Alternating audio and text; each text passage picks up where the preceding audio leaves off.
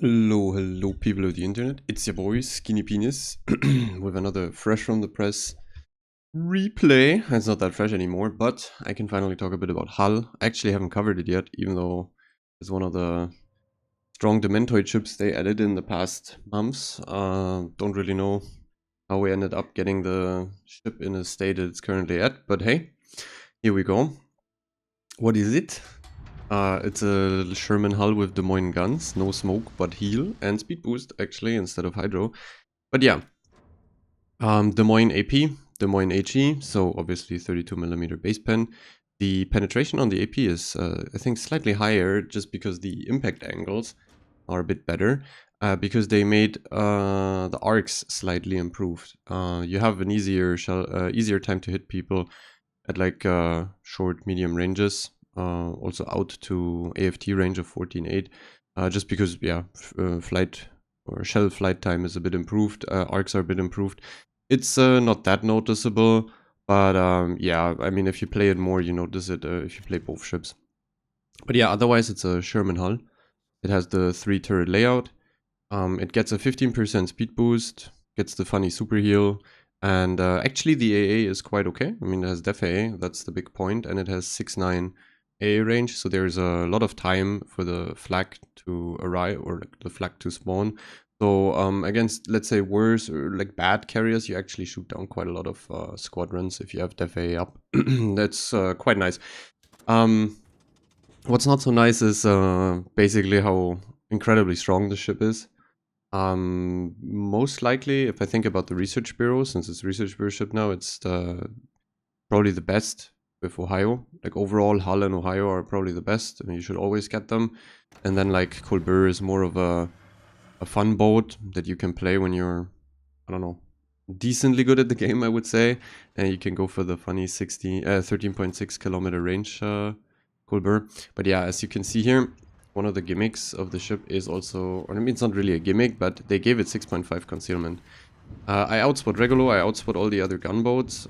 Sure, you don't get a smoke, and you don't get a hydro like Sherman, but you are faster with a 15% speed boost, and you retain the 6.5 conceal, which means against other gunboats, you have a decent way of outspotting them, while you have really good guns against them. They're not as flashy as like Marceau guns or Sherman guns that have incredible DPM against lightly armored targets. You definitely take some time to kill a DD. Also, your dispersion can be incredibly wonky from time to time, especially against smaller targets like DDs, like Shema or something. But do you really care? I mean, you're running around with 29.85k HP. That's with survivability expert flag, and then you get the funny super heal. And the super heal is like 7 or 8k HP. It's not an improved super heal, like you don't heal more pen or damage. Kind of like, I think there are some heals out there on DDs that do that. I don't know. But here you can, for example, see the Yoshino turns flat at 10.9, and you can actually citadel it. It's like a Des Moines. That's kind of the superb gimmick of this ship. Yeah, you citadel cruisers at obscene ranges. I would compare it in terms of playstyle a lot to a Ragnar. It does play very similar. The only difference is you get concealment and longer duration speed boost to run down DDs, whereas Ragnar gets the radar to run down DDs. And Ragnar is generally a bit more reliable at hitting the destroyer because of the Elbing dispersion that Ragnar gets. It's like very pinpoint, so Ragnar basically hitting 4 out of 4 shells every time.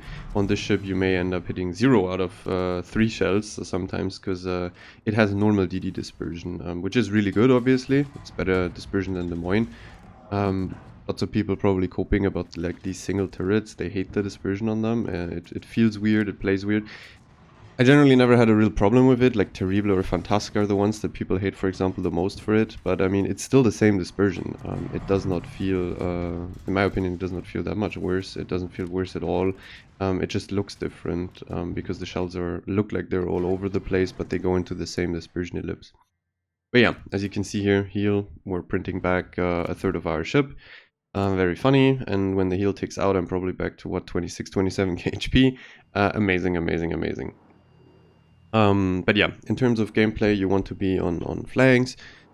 You want to be mostly in a situation where you can either fully commit into the enemy destroyer if you chase him and there's no teammate to really help him, or you just leave it be and you kill something around it. It's kind of like Ragnar in that sense. You want to kill the cruiser or the battleship first in a lot of situations and farm them down because it's basically for free for you. And then you want to commit on the DD when he's alone afterwards. Unless you're like in a flank spawn, deep flank spawn, and the enemy DD wanders off too deep. Something like, for example, no smoke DDs like Haaland are super easy to commit on. With the speed boost, they don't really have much time to react if you run at them. And you can just commit on them. Yeah, that's basically it. This game, you're not going to see that many citadels on cruisers. You had the Yoshino, which is a good example of how or how much more potent the guns really are compared to any other DD gun. Obviously, they're the highest penning DD guns out there. Even Elbing, whose design was to really just snipe citadels on cruisers, can't really penetrate through heavier cruisers at mid to long distance. This one here obviously opens up a lot more cruisers you can actually citadel. Like an Elbing on the Yoshino there would not get citadels. I do. Maybe the Elbing gets one or two sits randomly, but I highly doubt it. I highly doubt it. Yoshino has a pretty thick armor belt there, and I played Elbing a lot. Yoshino is something you start citadeling at like 6-7 kilometers and below really consistently. Above that, it's kind of a bit wonky. This one here, definitely a cruiser, yeah, destructor basically. It's really disgusting because you have so much base HP and the super heal, and you have a really, really good concealment. So if you get into the broadside of a cruiser that has to angle to other people already, which obviously you will be able to because of your concealment, you can get different angles, and then you can basically crossfire with your BBs and other cruisers together. It's nearly impossible for the cruiser to angle in time or get you killed in time before you completely murder through his HP pool. The only way cruisers kinda survive a bit is if you have the biggest troll dispersion, which can happen. But then again, if it's something like a Neptune, a Minnow, a Brisbane or something, you probably fist through it. I mean, you also have to remember you retain the Citadel Alpha from Des Moines, so whereas it doesn't look like much when you get only 4 or 5 sits, but 4 or 5 sits are nearly 25,000. 5 sits are nearly 25,000 damage. 25k sit damage even. So yeah, pretty wonky design. In testing, they had it with 0.3 second or something faster reload. That's the only thing they changed. I personally thought they would 100% remove the super heal from it because it's just way too tanky. As if you're another DD, unless you're something incredibly unless you're something with incredibly high DPM like Smaland or Marceau, you have a really, really hard time killing that thing fast. Like Sherman, Marceau, Smaland, they can kind of burn through it. Also in this situation, obviously, you want to take a straight fight to death. Or like, it's not to death, but if it's a straight fight, you kill it off instant. You just burn through immediately, through his HP pool if you can, so it doesn't get to use the other super heals. Because, I mean, obviously, the longer the game draws on, the more you poke this thing, the more use it gets out of its super heals, which is incredibly bad, incredibly bad. But yeah, also like the ability to still cap with 6-5 concealment obviously is there. I mean, I'm always a fond defender of concealment elbing, so I'm also going to say that this one here with concealment is way better. 6-5 is incredible for a gun DD, incredible. And it's exactly around the mark where you can still easily fight against torpedo boats, specifically when you have a 15% speed boost like here, or Ledge Elbing also gets a better speed boost. So it becomes incredibly easy to just catch destroyers if you need to and kill them. If you don't run concealment, you're kind of out of that option. I mean, Elbing, there is other shit you can take. Elbing is pretty point starved. There's a lot of stuff you want. This one here, it's kind of like there's one spec and you kind of want to have concealment, because even if you drop concealment, you're not going to have something else that really gives you a lot of value. What you're running is AFT, obviously, Fearless Brawl, and concealment, and then you only take AR and survivability expert. You don't need superintendent, in my opinion. The 4th heal is, first of all, in a lot of games you won't get to the 4th heal, And then the next thing is, if you get to it, you're not going to be able to heal a lot. It's kind of like Lucian in that sense, for example. Lucian also has this incredibly long-lasting super mega heal, but it has no improved penetration healing. Therefore, the fourth heal gives you like 2000 HP, 3000 HP if you're lucky. Same here. So like 3 heals is enough. Also, like, I mean, the speed boost would be nice, but in order for that, you would drop either Fearless Brawl or Concealment, which, no, you just don't. It's not enough value. Also, going for something like BFT is just a fucking joke. Like 5% DPM, just to cut your concealment down to 7.2. No, sorry, I'm not gonna do that. Like that's also just like dented. You have like the perfect set of skills if you go for the 3 4-pointers and the 2 3-pointers. Obviously, as I said, AR survivability expert is what you want to keep. And then you just you're like a jack of all trades. You can do whatever the fuck you want and you're fine, and that's how you play it. It's the same spec you would run on a regular. It's the same spec you would run on some other DDs. Yeah, but Russian DDs, for example, some of them maybe. But yeah, you can also see like the ship has incredible AP, incredible AP. Lots of BBs on tier. I mean, here's tier 8, but especially tier 10, like Colombo, Yamato. What else is there that is really... I mean, Colombo and Yamato are probably the best example, like Yamato Hull, so Shikishima, kind of Satsuma as well. If they have flat exposed side platings, you can, if they go flat or they basically flat to you, slightly angled up because you have improved penetration angles, you can just shred through them with AP. It's insane. You can get like 4.8, 4.9k pen hits if all 3 shells pen unsaturated areas. And you do that every like 2.5 seconds or something. It's insane. It's insane. The AP performance amazing, obviously, because it's Des Moines AP with slightly better pen and like impact angles actually, and easier flight time, as I said in the beginning. And then the HE, I mean, obviously, if you have a 32mm BB, that's like the gimmick you get above Ragnar, right? Ragnar pens 30mm, which means you fuck 30mm cruisers, but you don't get the penetration for the 32mm BBs. This one here, obviously you retain 34mm of penetration, which allows you to penetrate all of the 32mm BBs everywhere, which is cracked, like you just farm through them. And you can also hit nose and ass of basically every BB and penetrate it, which is also very great. Then again, you don't really want to be close, kind of like Ragnar, you don't have torpedoes, so being close range is kind of It's a long range farmer, and occasionally you run at a destroyer, and that's about it. Or you search for a broadside angle on a cruiser, which by the way is really great because, right, you want to kill destroyers and cruisers, and then you can just free farm the BBs.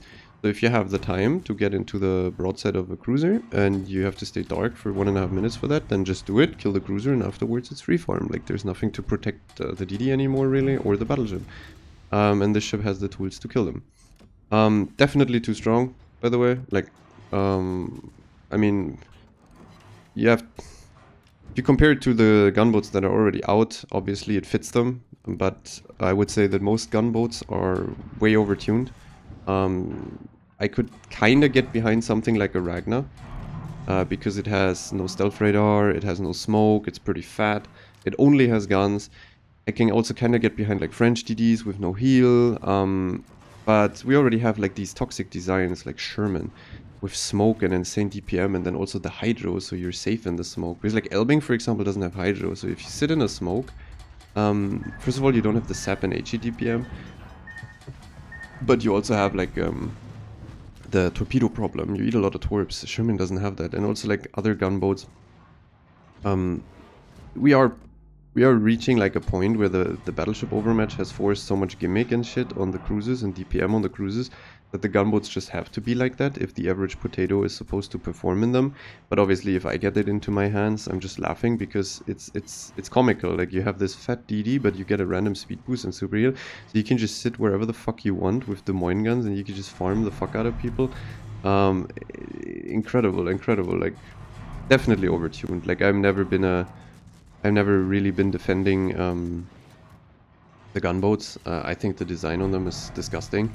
Sure, as I said, you kind of need it because the rest is so broken. You would have to nerf shit across the board, but these gunboats aren't healthy for the game.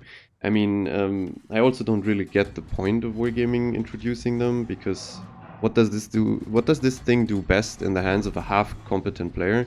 It sits between 12 and 14 km and farms battleships for free because they can never kill me. They can literally, like, you can't really kill that thing in a 1v1 or even 2v1 with against BBs.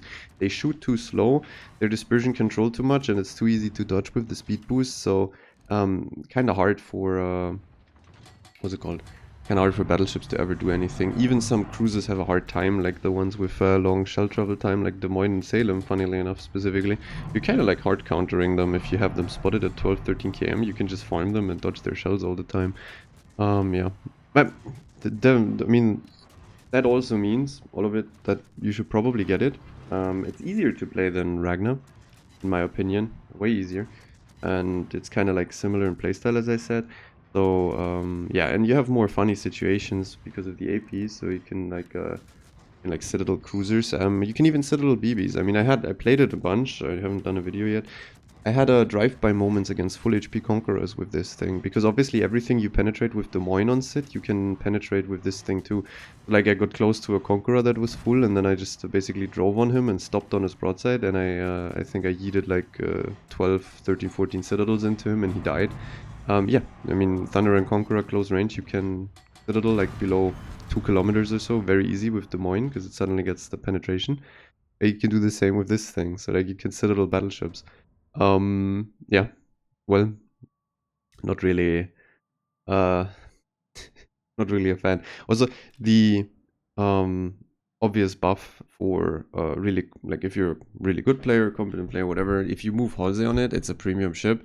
Sadly, you can't really share the captain that easy, or the captain spec with any like US gunboat. I don't really think there is anything out there. I mean, you can play Sherman like this, but I mean, you lack the superintendent, which is really bad because you want the third smoke. But yeah, you get the Confederate. That's what I wanted to say. Like, that's very funny. You get the 20% DPM buff, and you already have Fearless Brawl, so suddenly you're minus 40 from that, minus 30 from that, plus AR is like minus 40 now. So like, you're just spitting shells. You also have to remember that Des Moines slots Legimod, or you can basically stay in port most of the times, because you have like zero maneuverability. You become a pretty easy target for BBs. So like Ledge Des Moines has similar front gun DPM than this thing. I mean, obviously now with Halsey, like the Fearless Brawl makes it actually have more DPM, I think. The testing version had more DPM than Ledgemod Des Moines front guns. Front guns. Like, if you count all guns, you have obviously more DPM. But the front guns alone had the same or less DPM than this one here in testing. Then they nerfed the reload a bit. I didn't really look at it again. But yeah, it's similar. It's kind of like a nose in Des Moines permanently, which gives you a nice estimation as to what the DPM looks like. Because on Des Moines, you shoot a lot of front guns, right? And you would say, oh yeah, you're getting good damage if you get to free farm. The problem here becomes Des Moines has a sit, Des Moines has a hard time moving around, Des Moines gets overmatched everywhere, and it's hard to find consistent farm while being unspotted and not getting counter-fisted. Also getting dropped by airstrikes now in Des Moines on islands. This one here, well, you have like this pocket Des Moines that moves around everywhere and just farms and claps, and obviously easier time for broadsides.